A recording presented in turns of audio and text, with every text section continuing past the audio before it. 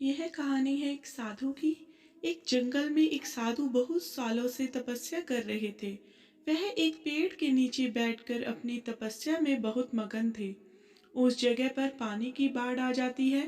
सारे लोग इधर से उधर भाग रहे थे और यह साधु अपनी तपस्या में मगन थे और इन्हें सावधान किया कि पानी की बाढ़ आ चुकी है।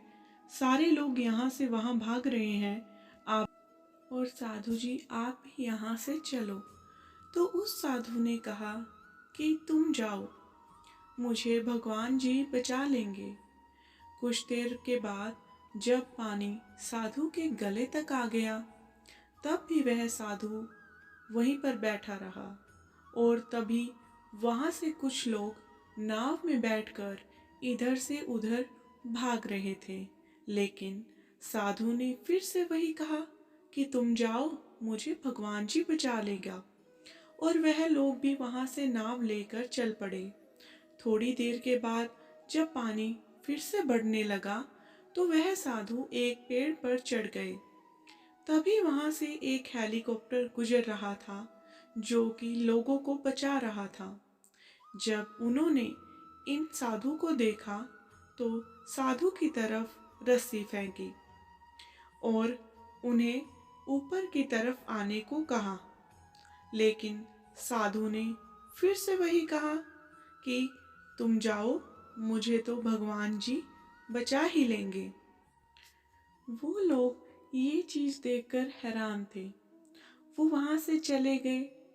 धीरे धीरे पानी बढ़ने लगा और वह साधु पानी में डूबकर ही मर गया।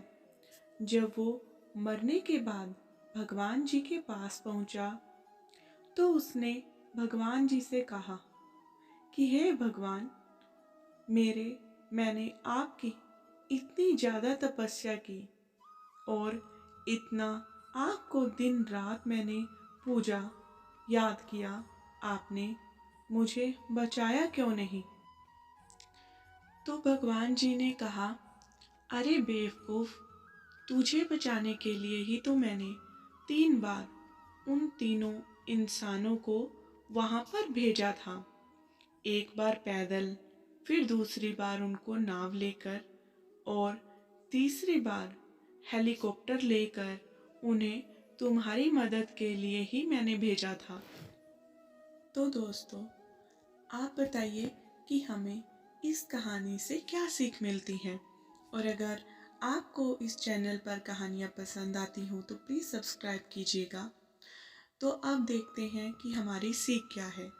इस कहानी से हमें यह सीख मिलती है कि खुदा हमेशा किसी न किसी को जरिया बनाकर भेजता है हमारी मदद करने के लिए, लेकिन हम अपने घमंड में उन्हें पहचान ही नहीं पाते हैं और हम बार बार ऐसे मौके हाथ से गंवा देते हैं। आपका धन्यवाद।